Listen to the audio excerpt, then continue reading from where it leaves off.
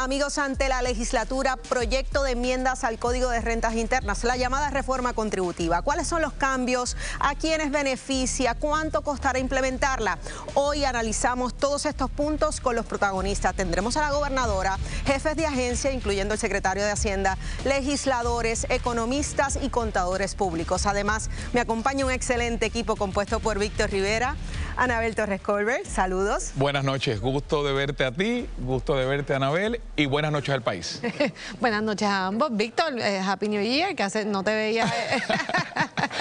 Y saluda a todos los televidentes. Y además se une a este excelente equipo el nuestro, Ferdinand Pérez. Saludos, Ferdinand.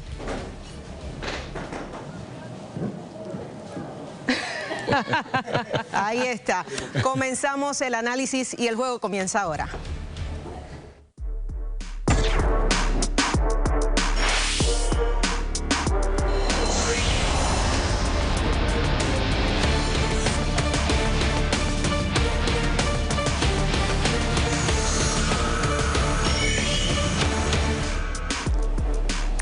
Saludos amigos, soy Laisa Torres, esto es Jugando Pelota Dura. Nos enfocamos en esta primera parte en la reforma contributiva. ¿Cuánto va a beneficiar nuestro bolsillo? ¿Realmente serán alivios para el contribuyente? Jorge Colbert Toro te lo dice todo en lo que no te dicen.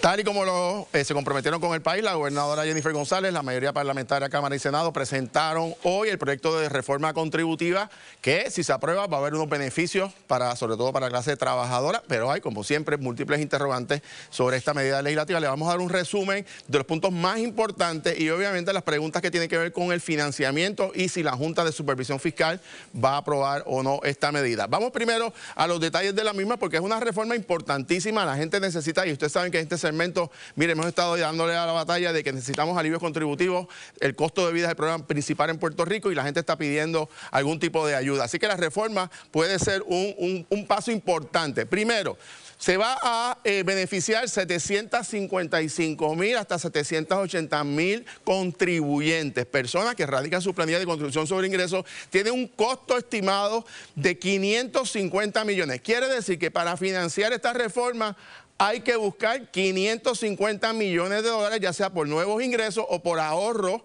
que genere el gobierno de Puerto Rico. Algunas de las partes importantes, va a haber reducciones en las tasas contributivas, los que ustedes pagan entre un 1 hasta un 10% porque se crean nuevas estructuras por ingreso de ciudadanos.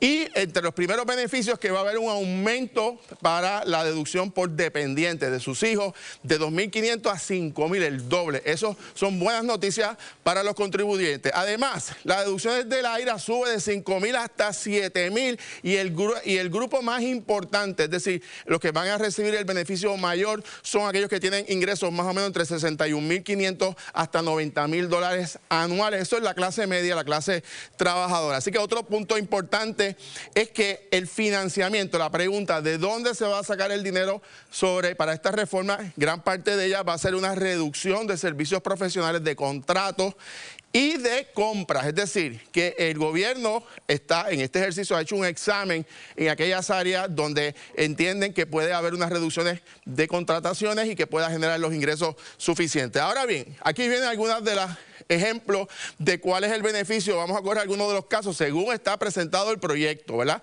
Y según las tasas.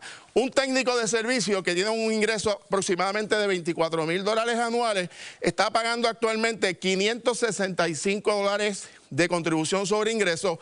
Va a pagar bajo la reforma, si se aprueba, 399, así que tiene ahí un ahorro como de 166 dólares en esa contribución sobre ingresos. Una secretaria que tiene un ingreso promedio de 32.000 dólares, paga actualmente 1.023 dólares de contribuciones. Aquí con la reforma, mire, pagaría 518, ahí tiene un recorte significativo. Fíjense que obviamente una mujer trabajadora tendría un beneficio significativo. Especialista en trabajo social con un ingreso mayor, 55.370 al año, paga actualmente 4.161, estarían pagando con la reforma 2.955, una reducción también significativa. Ahora bien, vamos a ver estos son los números oficiales del gobierno de Puerto Rico y estas son las grandes preguntas que tenemos. Primero, buenas noticias. Año 2023 y 2024, año fiscal 2023-24, 24 y 25, el gobierno recibió exceso, es decir, proyectaron unos ingresos y se dieron más fondos, más dinero, pudieron recaudar más dinero. En el año 2000, que cerró en el 2024, 622 millones por encima de lo que proyectaron. Y en el 2025, 571 millones. Es decir, en 2 años consecutivos hubo más ingresos de lo proyectado. La diferencia, sin embargo, si se fijan, es que en el año más reciente el exceso fue menor por 51 millones de dólares. Quiere decir que no es estable, ¿verdad? Eso puede variar según el año. Aquí es la gran interrogante. Miren esto. Las contribuciones, el aumento en ingresos se ha debido principalmente a los contribuyentes individuales, a los ciudadanos, ¿verdad? A las personas que radican, sean separadas o sean juntas. Porque ha habido un incremento de 622 entre esos 2 años. Sin embargo, si se fijan en las corporaciones, y esta es una de las dudas, ha habido una merma de recaudo con un negativo 80 millones entre una y otra. Y una de las preguntas que tenemos es que si depende en gran medida del individuo y no de las corporaciones, en un país que está bajando su población, por eso es que usted va a entender por qué la gobernadora quiere incentivar a que haya más parejas, que se casen, que tengan sus hijos, que haya más población, para subir también el nivel de aportaciones al fisco, porque las corporaciones están bajando y la población está en una reducción significativa. Para hablarnos sobre estos detalles, tenemos 2 grandes invitados, al presidente de la Comisión de Hacienda de la Cámara, Eddie Charbonnier, y al director de OGP, Orlando Rivera. ¿Cómo están? ¿Todo bien? Buenas noches, Colbert. Gracias por venir. Amigos, Orlando. Saludos. Primera pregunta, ¿cómo pagamos esto? Está buena la idea, excelente. ¿Cómo pagamos? ¿De dónde vamos a sacar los 550 millones? El proyecto incluye, ¿verdad?, visitar ciertos renglones de algunas excepciones que están incluidas, ¿verdad?, para revisitarlas y a lo mejor quitarle esa excepción. Así que cuando hablamos en el macro, lo que tenemos que reducir del gasto público está alrededor de los 200, 250 millones. Vamos a empezar por los contratos. Ustedes señalan que va a haber una reducción en los contratos de 5% aproximadamente. La pregunta es si va a ser, ¿todos los contratos se les corta 5% o cortan un montón de contratos que llega hasta el 5% de lo que cuestan los contratos? ¿Cuál de los dos modelos va a ser? El análisis que se hizo es puntual en ciertos servicios profesionales que sabemos que se pueden reducir, ¿verdad? Reducir el rate de la contratación que ya se ha realizado durante este año. ¿Cuántos contratos estamos hablando que han proyectado? Fácil, nosotros podemos reducir los 300 millones de dólares que hacen falta reducir. Le pregunto, porque la gente piensa contrato y piensa en asesores. Está bien que los corten, los voten a todos, fantástico. El problema no es ese, el problema es que hay enfermeras por contrato, que hay profesores por contrato. Los profesores de la UPI, la mitad son por contrato. Los trabajadores sociales están por contrato. No se van a tocar ninguno de esos contratos. Hemos identificado servicios profesionales que no son esenciales. Muy bien. Los que son esenciales no se están tocando. No se van a quedar. Así que la instrucción de la gobernadora es que el gasto público tiene que bajar. La tarea de la Asamblea Legislativa, ¿empiezan vistas ustedes cuándo? Correcto. Una vez ya dedicamos el proyecto, desarrollo el proyecto, que el proyecto de la Cámara es 14, inmediatamente ya el miércoles ya están convocados los secretarios, el componente fiscal, el director ejecutivo, el secretario de Hacienda, el director de la FAF, miércoles audiencia 1 a 10 de la mañana para discutir todo lo que es el proceso de reforma. Nosotros estuvimos el sábado con la gobernadora de la Fortaleza, discutimos todo lo que es el proyecto más importante de este siglo de la administración, porque le da justicia a la clase media trabajadora, a la Monte Sándwich, que nunca ha tenido alivio. Por ejemplo, hay personas que pagaban poco, pero reciben reintegro por trabajo, crédito por trabajo, etcétera. El público del medio, que es el policía, el maestro, el gerente de banco, el gerente de McDonald's, etcétera. La mayoría de la gente que está en el range contributivo que tú lo presentaste allí, que va desde el 41.500 a 61.500 dólares, que si tú vienes a ver atrás en 1980, eso era mucho dinero. Claro. Hoy día no lo es. Es un salario. Y ese grupo está marcado en una W2 y no tiene para dónde coger. Y nosotros podemos darle alivio a esa gente, sin contar que en el caso de los dependientes, de 2.500 a 5.000. En el caso de los retirados. Eso te iba a preguntar, retirados. ¿Qué hay para los retirados? El proyecto incluye, ¿verdad?, eximir a los servidores públicos que se retiran del 10% de las liquidaciones. Que hoy día Hacienda le retenía, y eso es algo nuevo que es positivo. Ok, otra pregunta, 2 preguntas importantes. Número 1, ustedes han señalado que esto va a tener vigencia para la planilla que se radica ahora en abril de este año, que es la que cuadra los ingresos del año 2025, año natural 2025.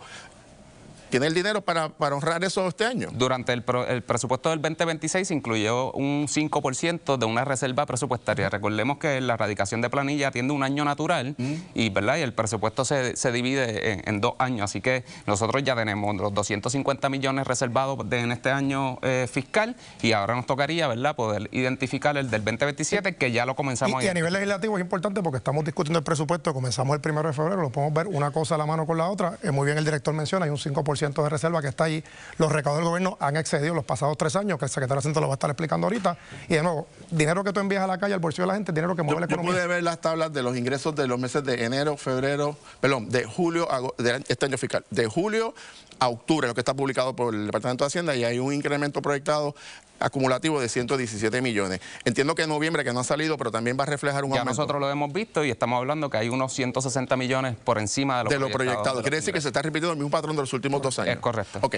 Por lo tanto, ahí hay unos ingresos adicionales y hay unos ahorros que ustedes han proyectado. Fantástico. La pregunta de los 64,000 chavitos, como aquel programa, que por eso es hay que ver qué dice la Junta, es que hay un escenario bien incierto, y ustedes lo saben, lo hemos discutido aquí, que es si el gobierno federal, el Congreso, va a hacer recortes en la reforma de salud del año 2027, porque si viene un recorte significativo, todo esto que estamos hablando se queda sin fondos, porque habría que entonces meter dinero del Fondo General a sustituir fondos federales. La pregunta es, ¿la Junta va a aprobar esto sin saber cuál va a ser el escenario del 2027? ¿Ya han adelantado esas conversaciones? Por eso es que también incluimos en este presupuesto del 2026 una reserva de $400 millones para el problema de Medicaid. Así que...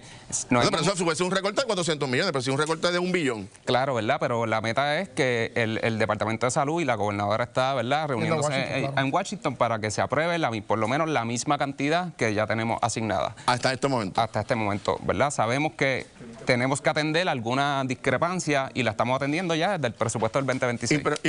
Pregunto, ya empezaron las críticas, obviamente, para eso se trata de que se le está quitando unos beneficios contributivos a los vehículos híbridos, a los vehículos de bajo consumo energético, y que esto es otro impuesto al sol. Primero que no es impuesto. En el caso de los vehículos, vamos a explicar lo siguiente. Entonces fue una política pública con buena intención, que se compraran vehículos híbridos. La realidad, la gente está comprando vehículos de lujo. Mientras tu hijo, tus niños, tú le compras un carro barato para ir a la universidad y tiene que pagar el arbitrio, hay gente que está utilizando esto, ¿verdad? Esta es la ley, ¿verdad? Pero lamentablemente son 30 millones que nos cuentan, que vamos a la reforma contributiva, y nos está cumpliendo con la intención general que era la ley, que era usar vehículos ¿verdad?, híbridos o vehículos eléctricos. Son vehículos que también usan gasolina. Ahí hay 30 millones y cada centavo de ahorro que se identifique va para la reforma 30 millones, sí. Ahí tiene 30. Bueno, si se compran la misma cantidad de... Sí, se identificaron 30 nada más, en esa nada más. ¿El miércoles cuándo empieza la vista? 10 de la mañana, audiencias 1, miércoles. Gracias, ambos, por haber estado con nosotros. Gracias. Y quiero que regresen para seguir dando la análisis de cómo van las proyecciones de ingresos. Vamos a pasar con Laisa ahora. Gracias. No se retiren porque, de hecho, el compañero Ferdinand Pérez tiene preguntas sobre el tema. Adelante, Ferdinand.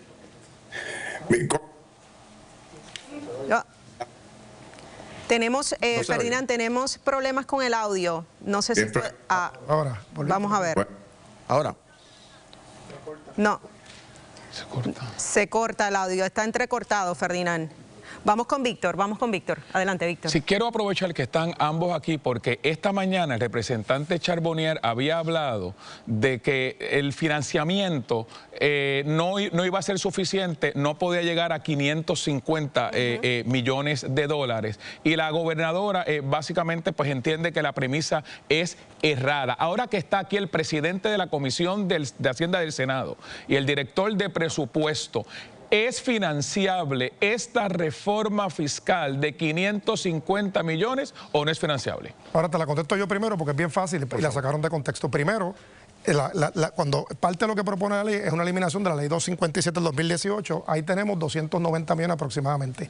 30 millones con los vehículos. ¿Qué es esa? Y el miércoles, eso es una fórmula que se establece en Hacienda, que se dan unos descuentos en la planilla que se van a incluir dentro de lo que es la reforma contributiva y la gente va a recibir más dinero como quiera. El miércoles en vista pública, que fue lo que dije, el siguiente, que es lo que muy bien el director comenzó su presentación cuando comenzó aquí, hay unos ahorros del gobierno, no tan solo, ya sea por dinero que sobra, recortes en contratación. La gobernadora ha hablado inclusive de consolidar las agencias de gobierno para generar ahorro, y eso se va a contestar el miércoles, así que tranquilo. El PNP trabaja en equipo y el pueblo va a recibir su chequecito más grande que nunca y la economía se mueve. Y en adición, nosotros hemos identificado que la Junta por año ha presupuestado ciertas partidas sobrepresupuestadas.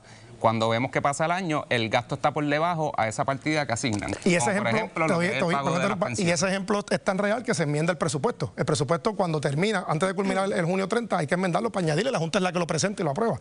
Y viene con el aval de la Junta. Pregunta, la gobernadora de hecho ya ha adelantado que la Junta de Supervisión Fiscal tiene, hay aspectos que no avala, ¿verdad?, de esta llamada reforma contributiva. De la Junta de Supervisión Fiscal no aprobarla, ¿qué sucede? ¿Cuál es el plan? Es que no podemos adelantarnos. Mira, dos cosas. La Junta, la ley promesa permite que la Junta haga opiniones consultivas, pero hoy fue que se radicó el proyecto. O sea, a partir de hoy a la 1 de la tarde, que lo leímos primera lectura en la Cámara, es que la Junta puede comenzar en su proceso de... No me gusta porque es parte de ser colonia, pero tienen el poder de decidir sobre estas cosas. ¿Qué opina o qué no opina? El miércoles habrá vistas públicas, le haremos todas las preguntas y la Junta, como ha hecho en otras ocasiones, hará sus opiniones. El mejor ejemplo es el presupuesto de Puerto Rico. Trabajamos en equipo y tenemos el primer presupuesto, un gobernador en el primer término, certificado por la Junta, y lo hemos hecho bien y lo vamos a hacer bien aquí también. Ahora sí, tenemos conexión con Ferdinand. Adelante, Ferdinand. ¿No? Más adelante estará Ferdinand con nosotros hablando sobre el tema de la reforma. Jorge. Quiero en esa misma línea preguntar, o sea, ¿qué quiere decir? Que vamos a suponer que terminan las vistas y la Junta dice... no estoy satisfecha, no tienen los fondos, no la aprueben de esta manera. Ustedes están a punto de lograr el primer presupuesto balanceado. ¿Ustedes detendrían esta reforma si no cuentan con la Junta o van a aprobar algo que después la Junta diga, acaban de descuadrar el presupuesto, se acaba de perder el primer presupuesto balanceado? La jurisdicción de la Junta es decirte dónde tú vas a sacar los chavos.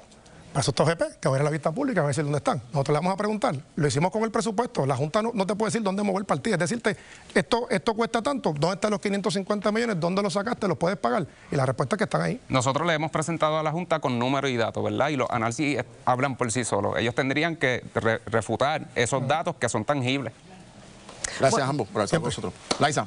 Gracias, Jorge. Bueno, sobre este tema de la reforma, largo y tendido vamos a estar hablando durante el siguiente programa, recordando que tenemos a la gobernadora, tenemos al secretario de Hacienda, tenemos legisladores, analistas, economistas, contadores públicos, así que quédese pendiente porque continúa el juego aquí en Jugando Pelota Dura. No se retiren. Y hoy sonó el timbre en las escuelas públicas. ¿Cómo fue el inicio de clases? ¿Con qué se toparon los estudiantes, los maestros, los padres?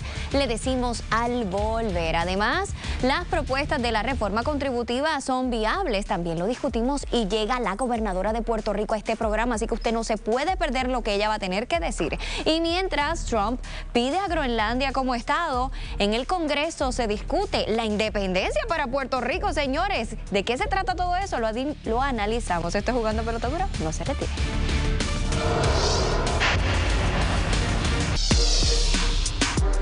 Bueno, seguimos analizando la propuesta de reforma contributiva que llega a la legislatura. Este miércoles se analiza en la Cámara en vistas públicas, el 20 de enero vistas públicas en el Senado. Jorge, ¿te preocupa algo? Mira, bueno... de lo verdad, de lo conversado. Y todos los números que ellos dan se sostienen, pues por supuesto que son grandes noticias para Puerto Rico, sobre todo la clase trabajadora, pero hay unas interrogantes.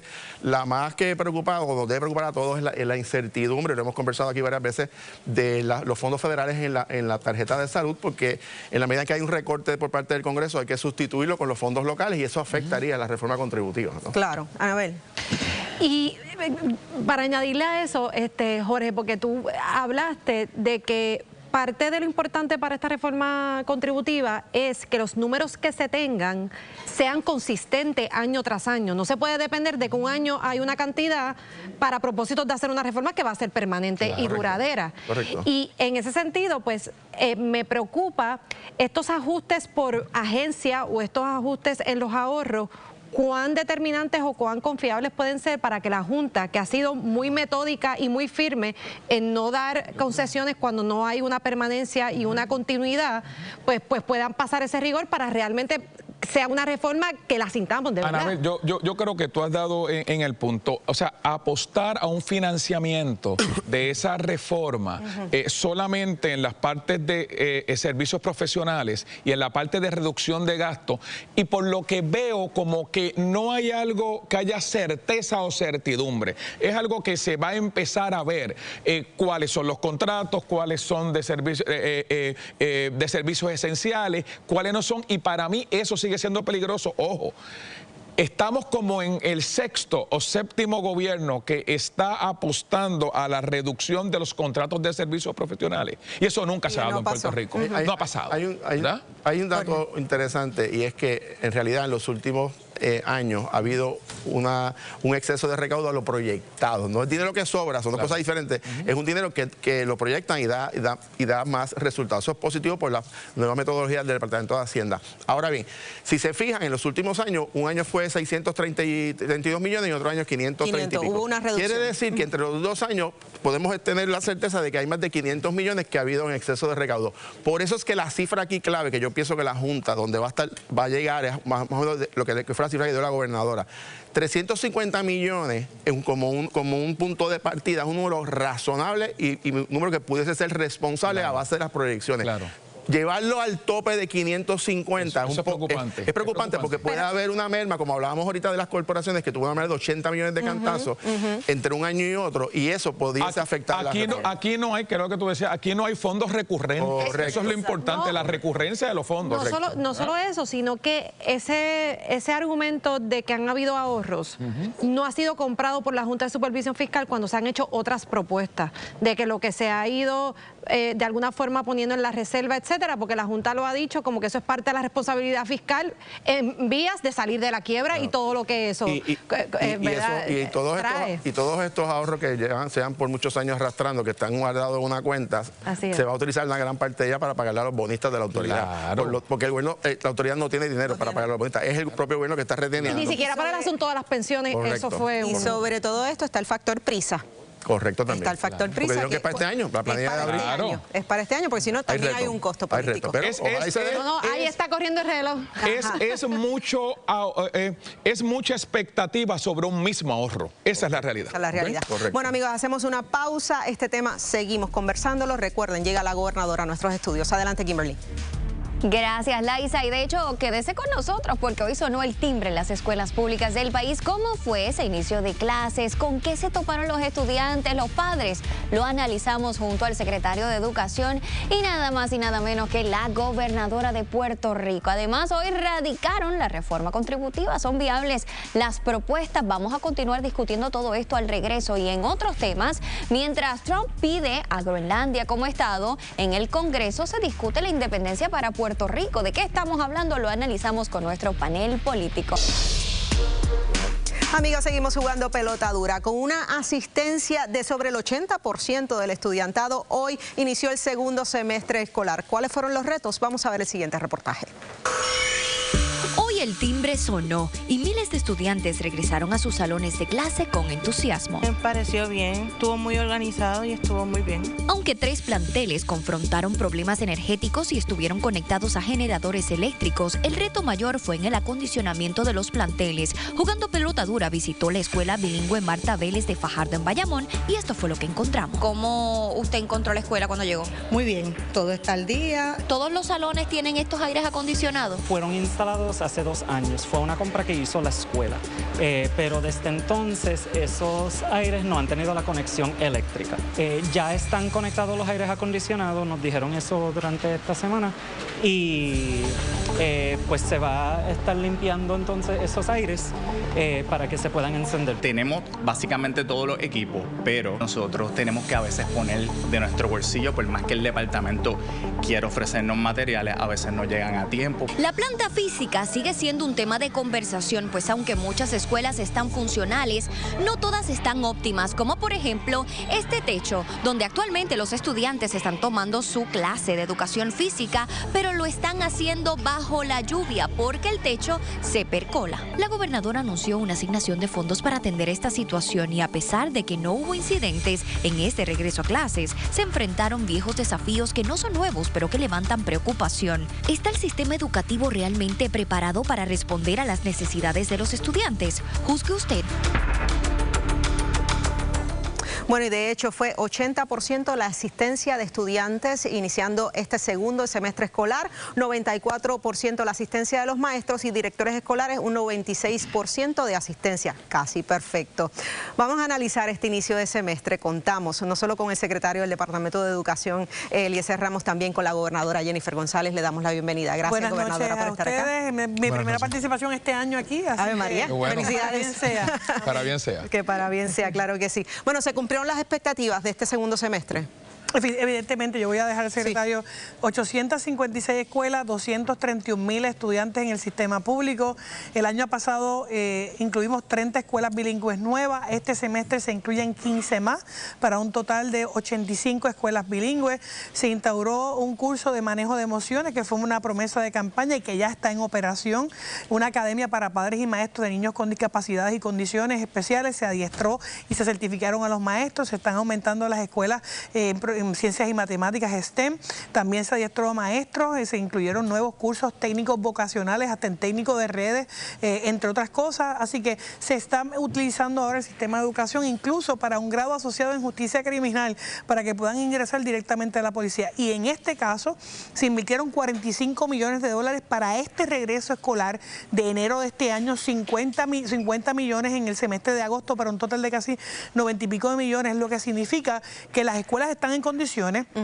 Obviamente hay unas que están en construcción, tenemos 20 y pico de escuelas nuevas en construcción, otras en el área sur que fueron las de los desastres de los terremotos que se están demoliendo para construcciones de escuelas totalmente nuevas, pero yo creo que el gravy de aquí son sus maestros, son los directores escolares que teníamos siempre, los 200 y 300 maestros que no estaban en cada inicio de clase. En esta ocasión fueron 50, ¿verdad? Las vacantes que están pendientes se pudieron atender las demás porque se dieron permanencia a más de 884 trabajadores sociales, maestros, orientadores en las escuelas, y las compras se están dando a tiempo. Así que yo quiero agradecer a los legisladores, a los alcaldes, a las empresas privadas, a los jefes de agencia, que todos adoptaron escuelas para que este semestre escolar fuera uno exitoso. Y felicito al secretario porque gracias a su liderato en el Departamento de Educación estamos a un 98% de cumplimiento para erradicar el síndico que tenemos en el Departamento de Educación desde hace 4 o 5 años, que les cuesta más de 28 millones de dólares al año,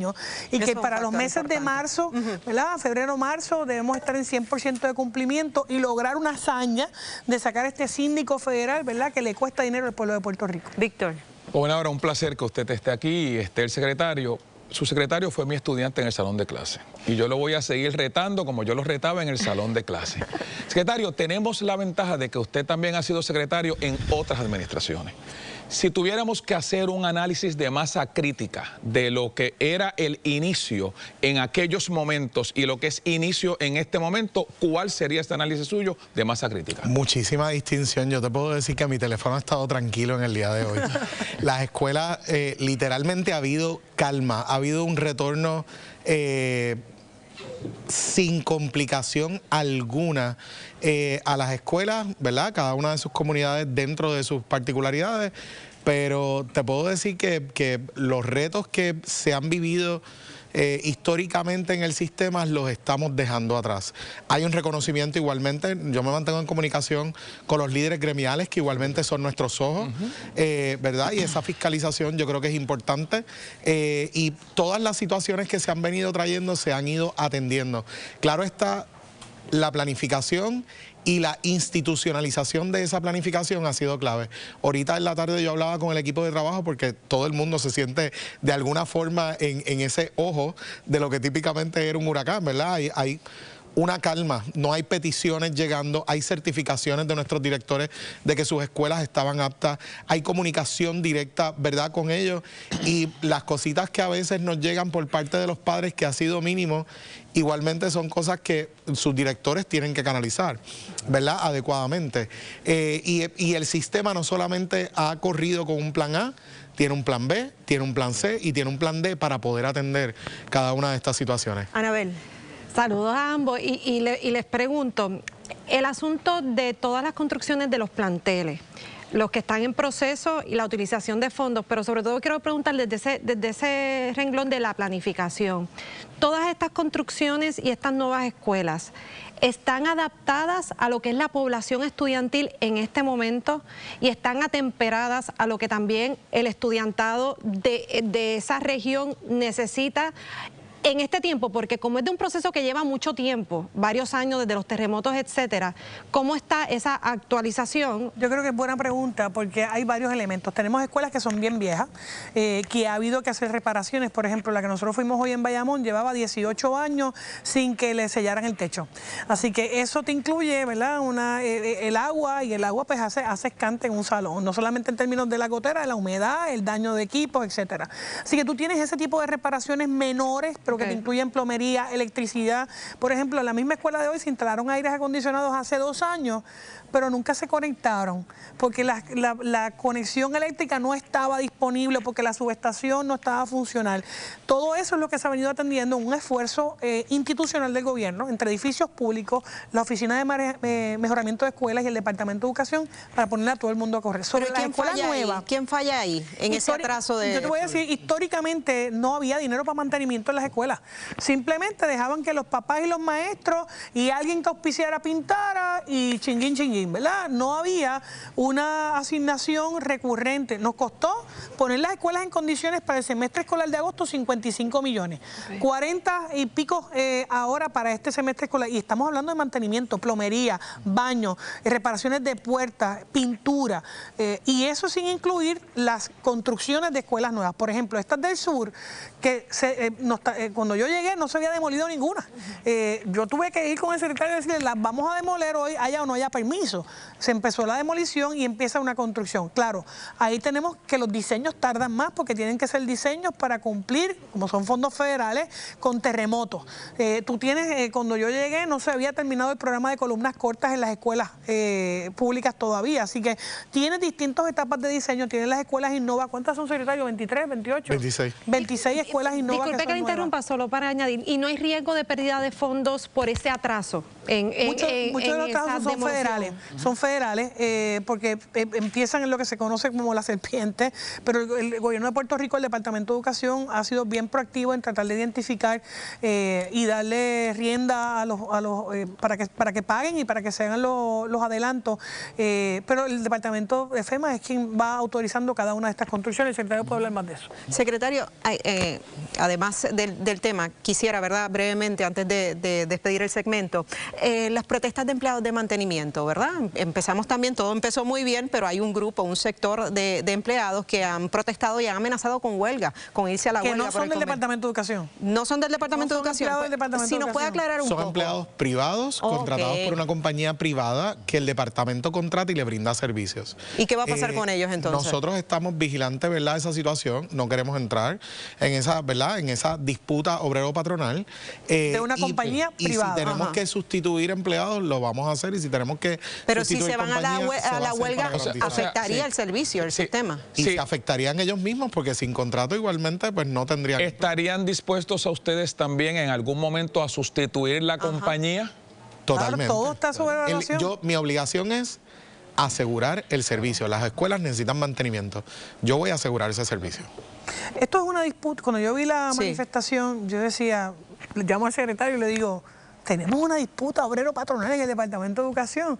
Me dice, no somos nosotros, la compañía que se contrató para darnos el servicio de mantenimiento y limpieza tiene un asunto obrero-patronal. Y yo, pues obviamente, yo digo, pero ¿por qué las escuelas tienen que ser, ¿verdad? Es un asunto que debe atender ese patrono con su plantilla y no interferir con el proceso de inicio a clase. Bueno, es que en administración pública sería terrible, porque si ese era el problema que se daba antes, cuando eran empleados de gobierno y hubo una sustitución, pues entonces... Por eso se sustituye a una contratación privada. ¿Verdad?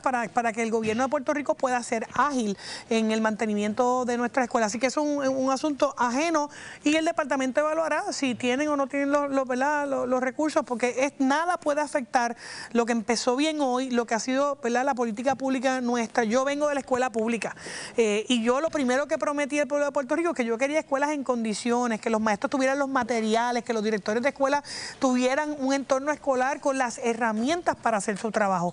Y ciertamente las cosas que se han estado haciendo van en esa dirección para ofrecerle mejor aprovechamiento académico a nuestros estudiantes.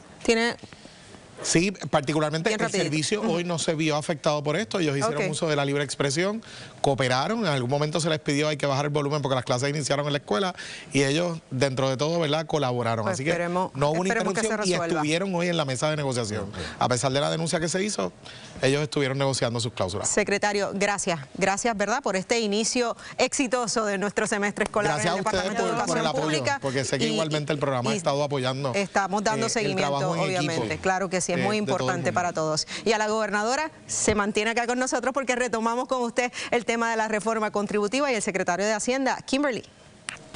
Está aquí con nosotros precisamente el secretario de Hacienda. Él viene listo para responder todas nuestras preguntas. ¿Qué beneficios propone la nueva reforma contributiva? Pues mire, la gobernadora se le va a unir, o él se une a la gobernadora, y vamos a estar contestando todas estas preguntas. Gracias por acompañarnos.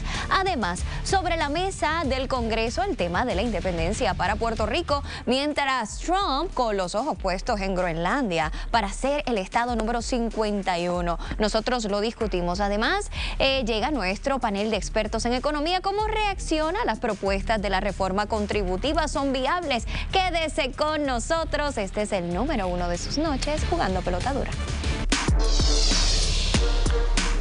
Retomamos el tema de la reforma contributiva. 755,000 contribuyentes se pudiesen beneficiar de esta reforma de ser aprobada. Con nosotros se encuentra la gobernadora de Puerto Rico, Jennifer González, y el secretario de Hacienda, Ángel Pantoja, para hablar sobre el tema. Gracias a ambos nuevamente por estar acá. Yo contenta porque esta es la segunda fase de la reforma contributiva. La primera comenzó en discusiones en un comité donde estaba la gente de la Junta de Supervisión Fiscal y muchos otros componentes. De enero a mayo del año pasado se radicaron 14 proyectos de ley, de los cuales se aprobaron 10 que ya están codificados en Hacienda para que puedan implementarse en esta planilla que viene ahora en marzo. Y ahora, hoy, radicamos el proyecto que faltaba, que es el de la reducción de las tasas contributivas de la gente. Puerto Rico paga la tasa más alta, 33%. Y históricamente, la gente que se ganaba 61.500 para arriba pagaban el 33%.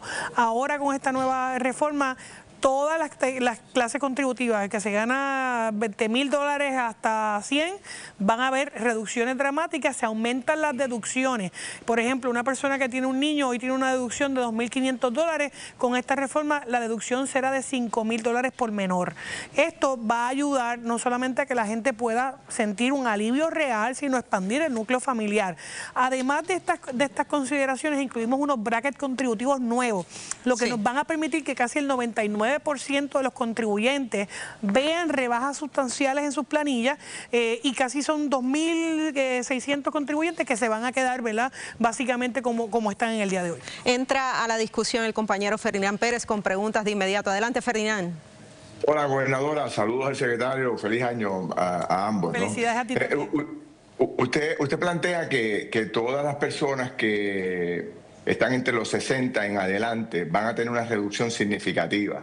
Y los de cero también, hacia abajo. Y los de cero también. De cero. ¿Pero qué es una reducción significativa? Porque podríamos estar hablando de que aquellos que pagaban 33 ahora pagan 30 o 31 o 32.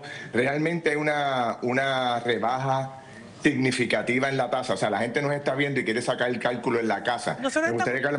Entre ustedes, secretario, nos pueden darle un ejemplo. Por ejemplo, cojamos el grupo que más contribuye en el país. El secretario me puede decir, yo me imagino que entre los 50 y los 80,000 debe estar el grueso de los mayores contribuyentes. Pues, ¿cuánto sería el ahorro? Que la gente está en la casa anotando, secretario, gobernadora. ¿Cuánto sería? Yo voy a decir, secretario, que es el técnico, pero nosotros estamos publicando, porque eso va a depender también de si rinde casado, si rinde soltero, si tiene dependiente, si no tiene dependiente. Pero cuando vamos a ver, estamos buscando al oficinista, a la secretaria, al maestro, al trabajador social, al policía, al bombero. Todo ese range que va desde $25,000, por dar un número, hasta los 100,000, van a haber ahorros sustanciales. ¿Por qué? Porque se están bajando las tasas y pueden haber una reducción del 2%, de 3% hasta un 9% en las tasas contributivas. Y a eso tienen que añadirle las deducciones. Pero para ejemplos más específicos del grueso, porque estamos atendiendo el grueso de los contribuyentes en estos casi 700 y pico de mil. Sí, para darle un ejemplo específico, un matrimonio que generen ingresos en conjunto aproximadamente de $80,000 al año,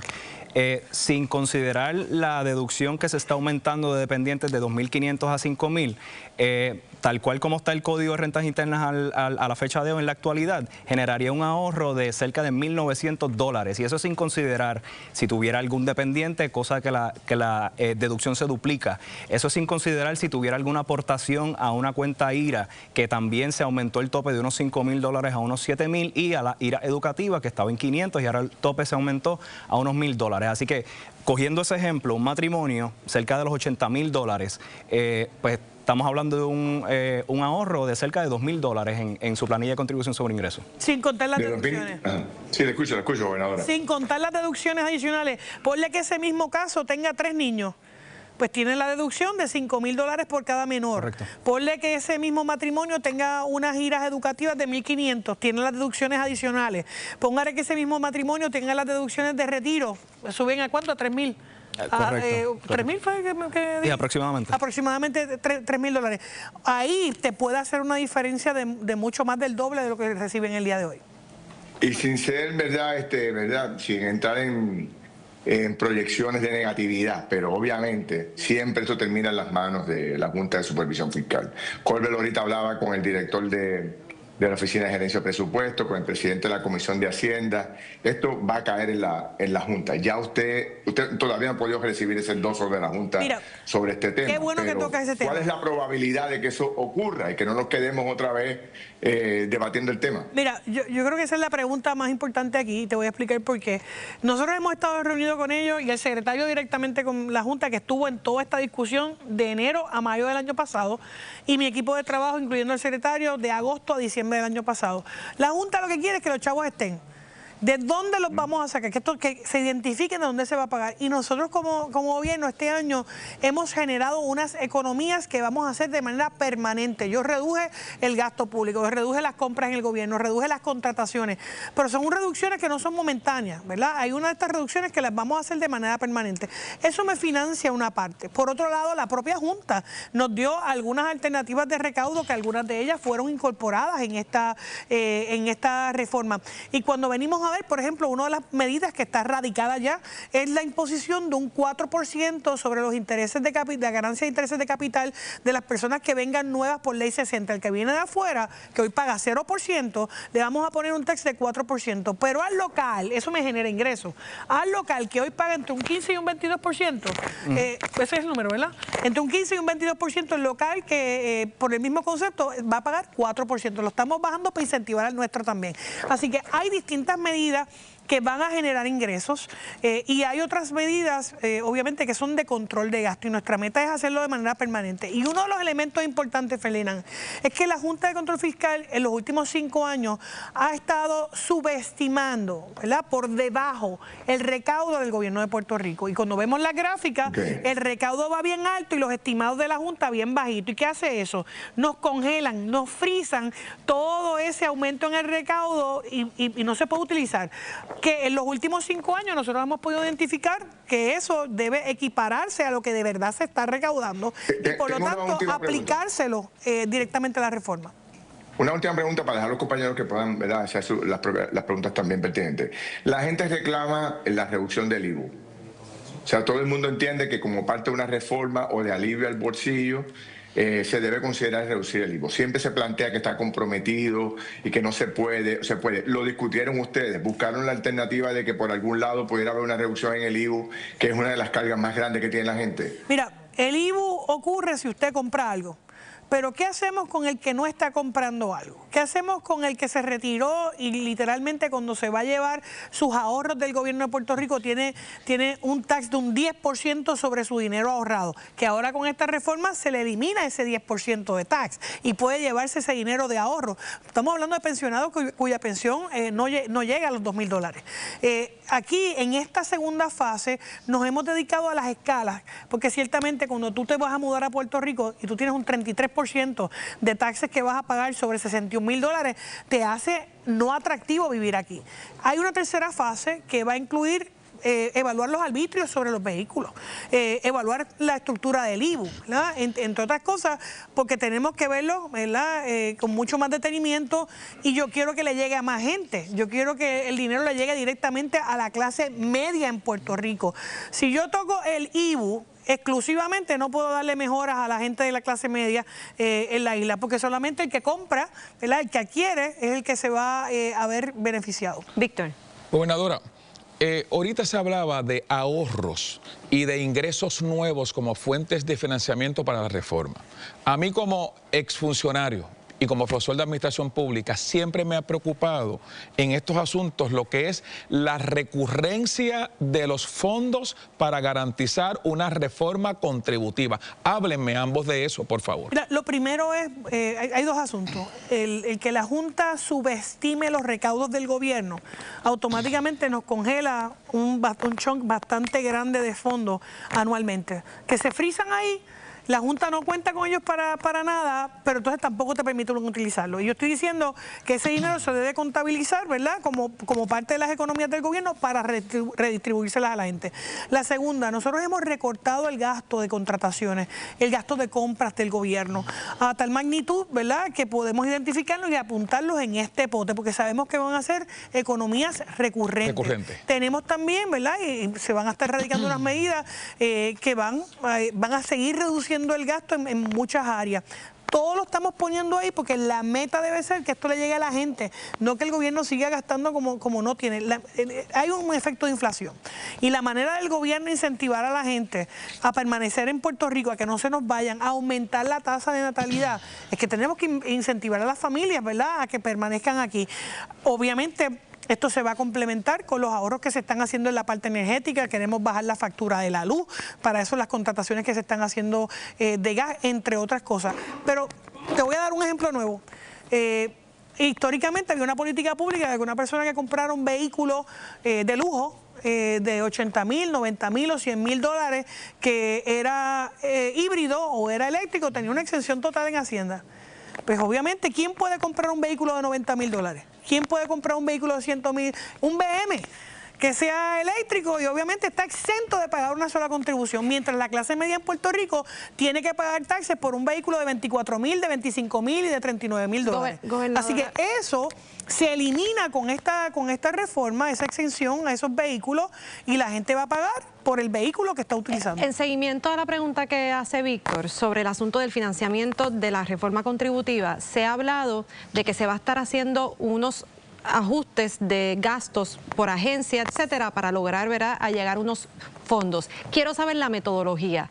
¿Se piensa que se va a estar haciendo de manera igual en todas las agencias, en algunas más, en algunas menos? ¿En qué tipo de contratación? Porque en algunos se puede hablar de asesores y consultores de un área, pero en otras pueden ser servidores que estén dando servicios como enfermeros o maestros, etcétera. ¿Cómo se va a hacer ese análisis de dónde corto, cuánto costo y que verdad, y que traiga? Te voy a dar tres. Hoy en el Departamento de Educación, hoy en la escuela anunciamos que por primera vez el gobierno de Puerto Rico intenta no devolver fondos federales de salud en el programa SHIP, que es el programa de Children Healthcare Insurance Program, un programa, una tarjeta de un plan médico para niños de escasos recursos. Y históricamente el gobierno de Puerto Rico recibe un grant de este dinero, entre casi 200 millones, y se devuelve porque no se utiliza. Ahora, hoy el Departamento de Educación paga de fondos estatales las terapias del habla, las terapias ocupacionales, los servicios de salud mental de esos niños. Pues en lugar de usarlos, vamos a utilizar los fondos federales, porque muchos de estos niños nos cualifican, casi el 70% nos cualifican para este programa. Así que se va a pagar de fondos federales, y esa economía, que al final de este año van a ser 150 millones, vamos a poderlas identificar de fondos estatales. Ese es un ejemplo. El secretario te puede dar otros que se han discutido con OGP. No, y las discusiones que hemos tenido con la propia Junta y con OGP es que hemos visto no solamente que en años recientes se han excedido las proyecciones de ingresos, es que el presupuesto, la cantidad de presupuesto que se plantea para un año fiscal en específico, hay agencias que pues no utilizan el presupuesto en su totalidad, y esto pues ha sido algo recurrente, y es una cuestión de el ejercicio que ha hecho OGP de revisar qué servicio esencial no se afectaría haciendo este recorte. De hecho, hay una reserva presupuestaria que se establece como parte de la resolución conjunta de presupuesto de un 5% de la totalidad del presupuesto. Y eso se hace para ver el comportamiento en el gasto durante ese año fiscal y se libera al final del año conforme a cómo esté corriendo ese año fiscal en particular. Cambiando contrataciones de arrendamiento. Eso lo estamos viendo ahora. Hemos identificado que tenemos unas agencias de gobierno que tienen 2 y 3 pisos vacíos. Pues porque yo tengo que pagar un alquiler de otro edificio cuando tengo espacio en alguna agencia de gobierno. Así que vamos a empezar a ver agencias de gobierno compartiendo edificios de gobierno y edificios alquilados. Ahí tú tienes una economía grande porque es una economía recurrente. Obviamente, si nosotros también bajamos el costo energético, y por eso mi insistencia en movernos a gas natural, a ciclo combinado, a fuentes de energía que nos cuesten más barata, el costo que se destina para servicios esenciales a la agencia baja también. Gobernadora, aprovechando que la tenemos aquí, la cosa política sigue su curso. Hubo un intercambio en estos días con Juan Dalmau por todo este asunto relacionado a Maduro, que usted hizo unas expresiones, él reaccionó. ¿Cuál es su última reacción a su reacción? Primero que yo reaccioné a su ataque, ¿verdad? Él me atacó, él estaba perdido, ¿verdad? Tan pronto arrestaron a Maduro, él se desapareció. Y apareció esta semana, ¿verdad? Y a mí me preguntaron en una conferencia de prensa ayer precisamente sobre que él apareció y que había hecho una expresión sobre mí. Yo les digo que yo entiendo que esté dolido, que esté sentido porque le arrestaron a su ídolo. O sea, yo entiendo que le hayan arrestado a Maduro, que él esté, ¿verdad?, desencajado con eso. La realidad es que el pueblo de Puerto Rico sabe que él respaldó a Maduro, respaldó el régimen de Maduro, el régimen de Díaz-Canel en Cuba, el régimen de Ortega en Nicaragua, y habló de que no pasaba nada en estos países comunistas. Y yo hablé de que yo respaldaba la acción del presidente Trump, del arresto de Maduro, y he sido de frente. Esto fue un tema que se discutió en la campaña. Todo el mundo vio las fotos de él, ¿verdad? Jangueaban juntos. El decir ahora que no quiso decir lo que dijo, pues mira, ya está ahí. Yo voy a seguir enfocada en lo que tengo que hacer y que él siga con sus intentos defendiendo a Maduro. Yo les agradezco a ambos por la discusión, la conversación que hemos tenido hoy, desmenuzando todo lo que es la reforma contributiva. Gracias por estar acá, gobernadora, secretario. Un placer. Nosotros pasamos de inmediato con Kimberly porque seguimos hablando de la reforma con otro panel interesante. Kimberly, cuéntame.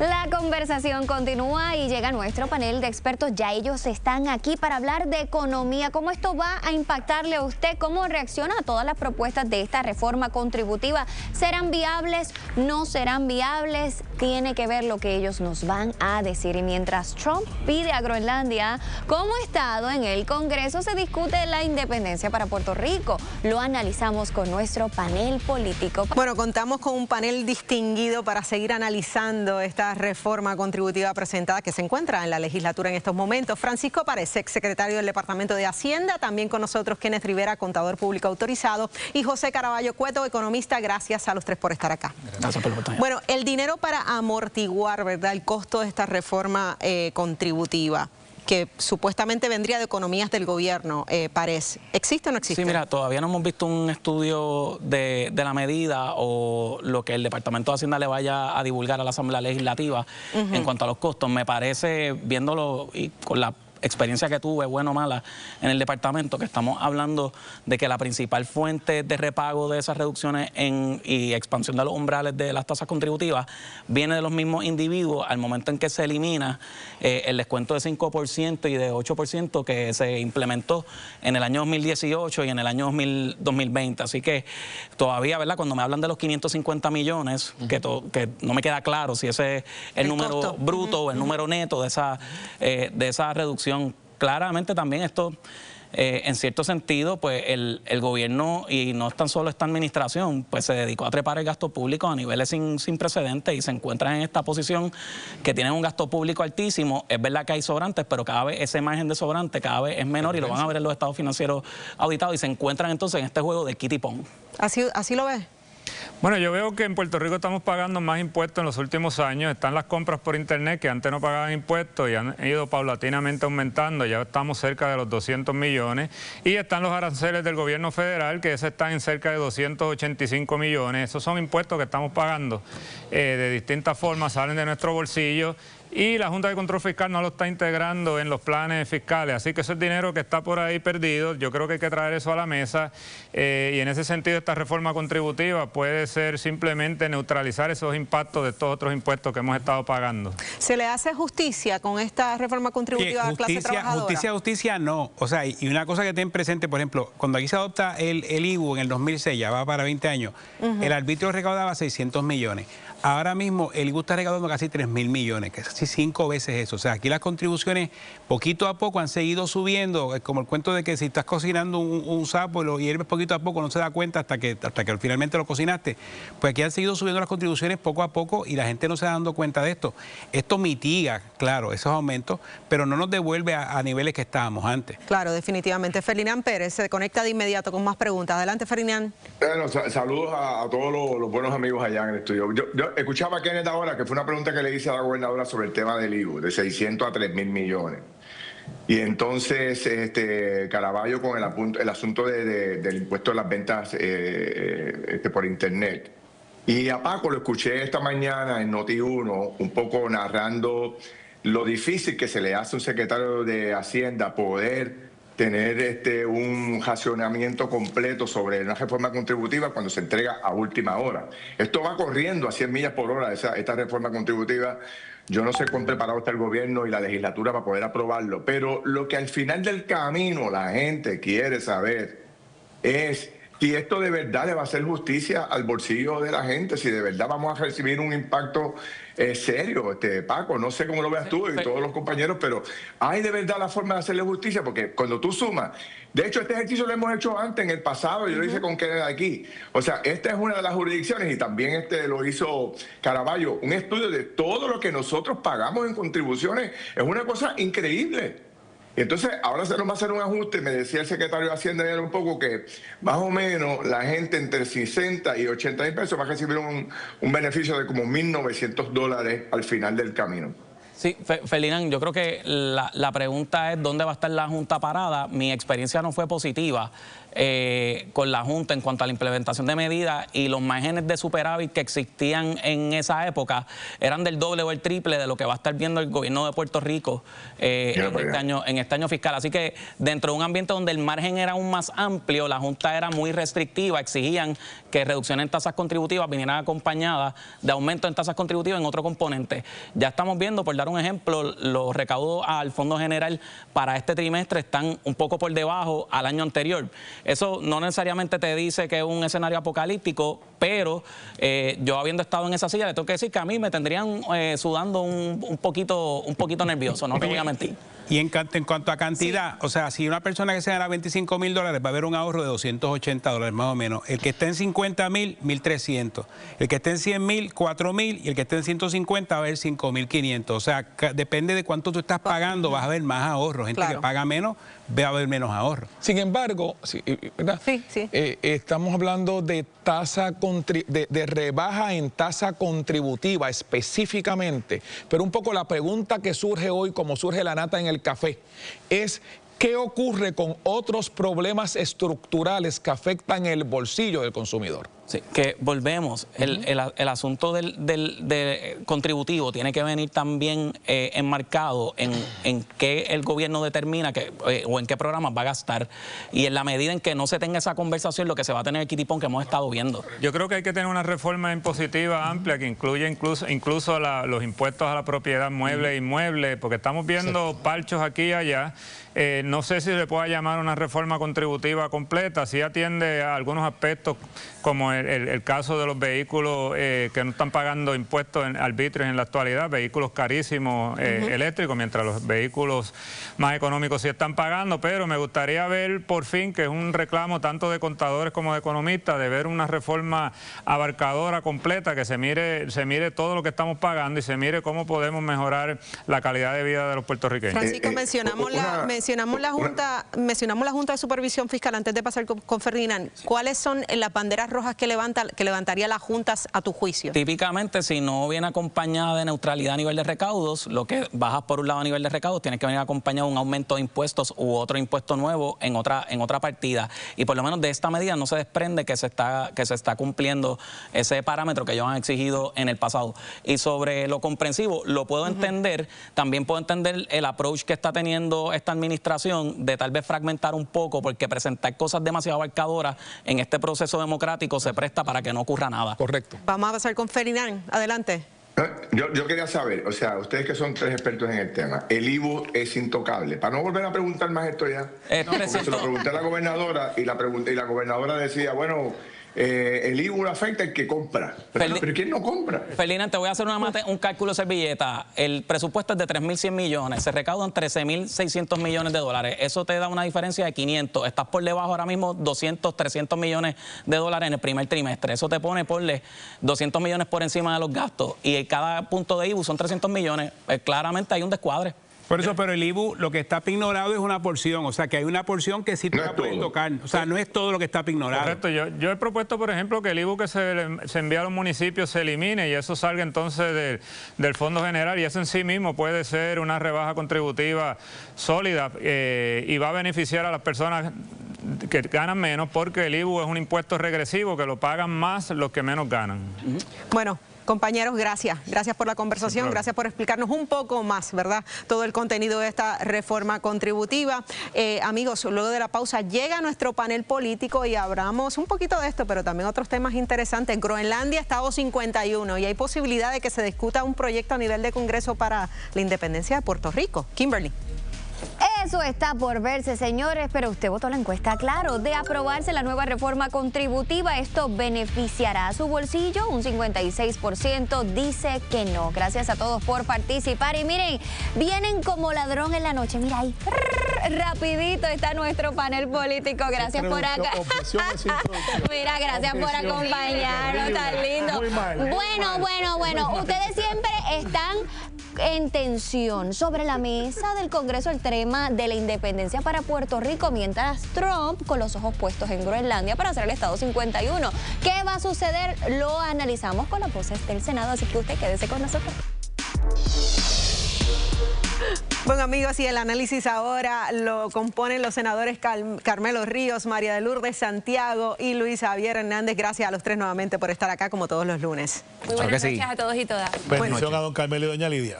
El presidente de los Estados Unidos, Donald Trump, al parecer quiere a Groenlandia como Estado 51, mientras existe una posibilidad de que la independencia se discuta en el Congreso con un proyecto de un congresista republicano que está analizando. ¿Cócómo ves eso? ¿De dónde queda Puerto Rico? El asunto de Groenlandia es un asunto de seguridad. Sin duda, el presidente Trump está jugando a dominar el mundo. Él quiere tener lo que se llama la doctrina Monroe. Algunos dicen 2.0, él está dividiendo.